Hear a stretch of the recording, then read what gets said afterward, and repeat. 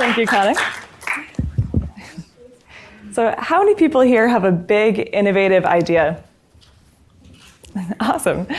And how many people here like ice cream? Wow, well, it looks like a lot of us have something in common then. I also have a big, innovative idea, and I love ice cream. Dassault Systems, the company I'm proud to work for, created a What's Your Passion video. And when they posed me with the question, I didn't hesitate to say, ice cream. To which the director laughed and said, well, just because you like to eat ice cream doesn't mean it's your passion.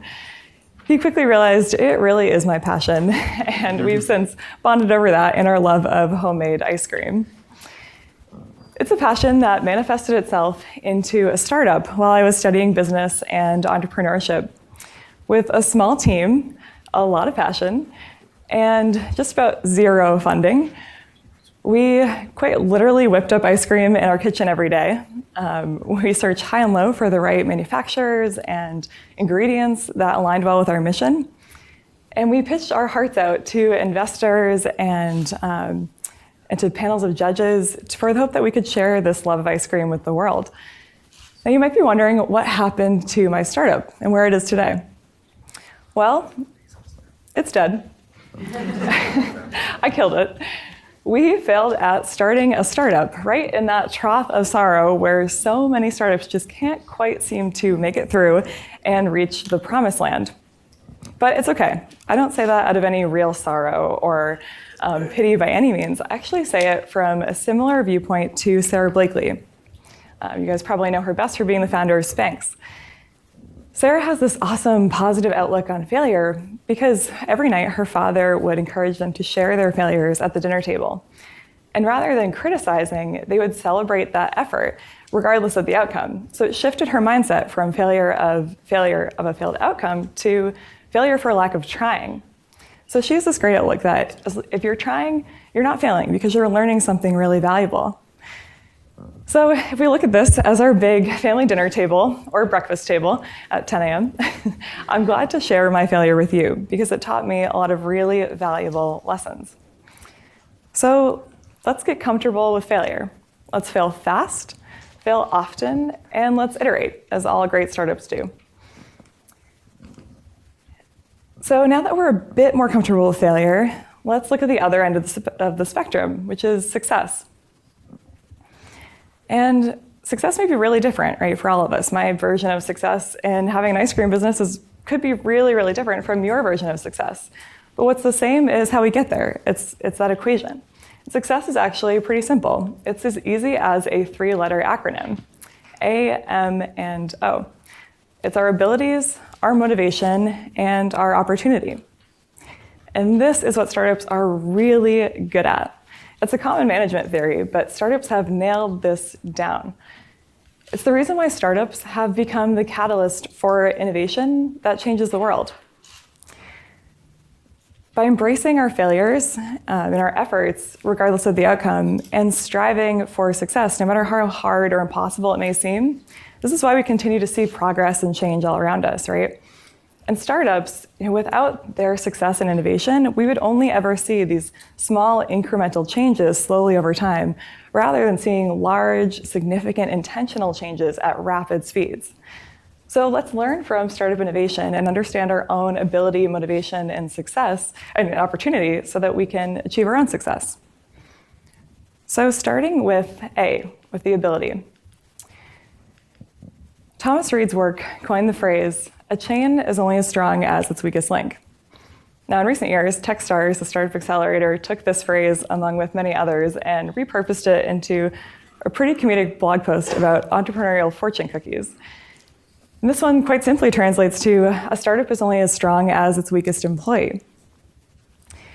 In my experience in working with a lot of startups around the globe and in my own startup, I realized that a key success factor for maximizing the potential of a startup is in assembling the right team of skills and abilities, an interdisciplinary team of heroes.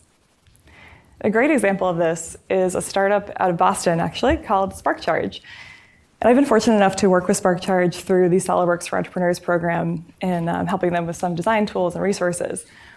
Josh, the CEO of SparkCharge, recognized this problem that electric vehicle owners have.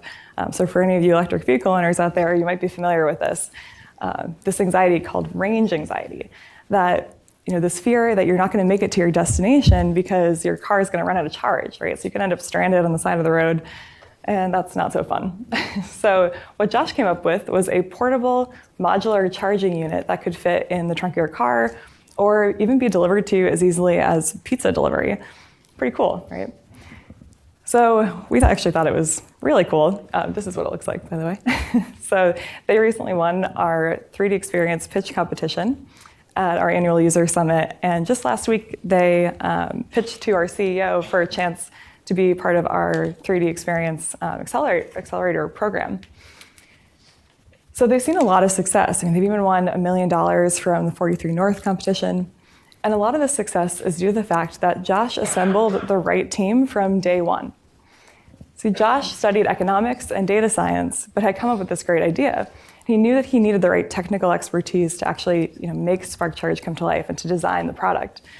So through a mutual friend, he met Chris, their CTO. And Chris had an incredible background of engineering and understood mechanical and electrical design. So between Josh with his business sense and Chris with the engineering, they formed this perfect duo to bring SparkCharge to life. And then they continued to strategically add team members with the right skills and abilities and formed, going backwards here, and formed this great team. So Josh was able to bring this vision to life because he played to his own strengths and abilities and then banded together with others who complemented that and created this awesome team of heroes. So now let's combine our abilities with the next step of the equation, our motivation. Eric Matthews, the founder and CEO of StartCo, a startup accelerator out of Memphis, Tennessee, recently shared this with me. If you can quit, you should. But if you can't stop, don't. Being an entrepreneur may sound glamorous, right? But the reality of it is it's really hard. It's a lot of late nights and challenges and sacrifices. So why would anybody put themselves through that? Well, it's that intrinsic motivation. It's that feeling that this is essential. So it's important to ask yourself that question. Can I quit? And that can present itself in two ways. Either one, yes, I can quit. And although that might sound a bit discouraging, think of it a little bit more like Sarah Blakely, that that's okay, you can quit. And the sooner you realize that, the sooner you fail. You fail more often, you iterate, you learn, you grow, and then you do find that thing that actually does intrinsically motivate you. Or it presents itself as, no, I can't quit. I see the vision, and I know exactly what I need to do to get there. I have the resources and help, and I'm going to do whatever I can to succeed. So putting Eric's words into action, when I think about my own experience, I was day in and day out making ice cream, and I was really determined to make this little business come to life. But there were some life circumstances that were holding me back from being 100% in. And by not being 100% in, I realized that I wasn't willing to make the sacrifices that I needed to make in order for my startup to succeed. So I wasn't making decisions that were really what was in the best interest of the business. And if I had just asked myself sooner, can I quit? I would have failed sooner, which is actually a good thing, right? It could have prevented dragging it on and taking time away from myself and my team members and realizing that what it is that really does intrinsically motivate us. And if you ask yourself that question and you say, I know it, I want to do this, then dive right in. Don't hold back. Hit the ground running and don't stop. As Eric and StartCo tells their founders, start and never stop. So now let's combine our ability and our motivation with the last part of that equation, our opportunity. With great risk comes great reward, right? And willingness to take that great risk leads you to the right opportunities. As Jim Collins references in his book, From Good to Great, good is the enemy of great. Passing up on a good opportunity in exchange for a great one is actually really hard. Think about that for a second. It sounds a bit counterintuitive, right? But you only have so much time. And as a founder, you only have so much equity to give out. So with every good opportunity that you pass up in exchange or with every great opportunity that you take, and you pass up all these other really good ones, because there's only so much of you to go around. So it's important to consider that, to consider the opportunities that are in front of you and all of them, and not just quickly jump on that good opportunity, but actually look at everything that's available to you. So I was recently talking to Dan Myers, the managing director at Lighthouse Labs Accelerator, about this topic of opportunity. Lighthouse Labs is an accelerator out of Richmond, Virginia, and they certainly Richmond faces some challenges with seed stage funding for their founders, because Richmond actually receives 50% less seed stage funding than the national average. But through Lighthouse, they've built this great community and network to help support founders. I mean, their motivation is in helping the lives of founders. So Dan shared a story with me about one of the startups that went through their program called Active Now. What Active Now does is help parents who have children with autism to have immediate access and care to the important information and answer questions that they have right when they need it.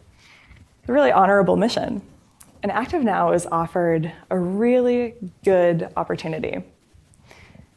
A VC from Silicon Valley had been willing to cover their funding round and bring them out to the West Coast, which for some startups is like the holy grail, right? That's the dream come true. But rather than just jumping right on that first good opportunity, Active Now actually took a step back. And they said, let's consider all the opportunities in front of us. And they realized that while that was a really good opportunity, this great opportunity of staying in Richmond and continuing to work with that network that they'd established there already was actually a better opportunity for them in the long run. As Dan mentions, the opportunity of money didn't outweigh the opportunity an incredibly supportive community offered. So for some, that might seem like a risk, right? Passing up on the funding in exchange for staying in a place that they've already been working with. But in the long run, it was actually better for them. And it's important to consider that, and consider that you might have to take some really big risks in order to find the right opportunities. So what did we learn today? Success equals our abilities, our motivation, and our opportunity. So take those big, scary risks that lead to the right opportunities. Understand what you're willing to sacrifice, and understand, if you have doubts, that it's okay. Fail fast, fail often, iterate, and that will eventually lead you to that intrinsic motivation. And assemble the right team of interdisciplinary heroes. Startups are incredible at innovation and at achieving this success. That's what's embodied in that entrepreneurial spirit. So think back to that big, innovative idea that you have and harness your own ability, motivation, and success, or an opportunity to find your own success and change the world for the better. Thank you.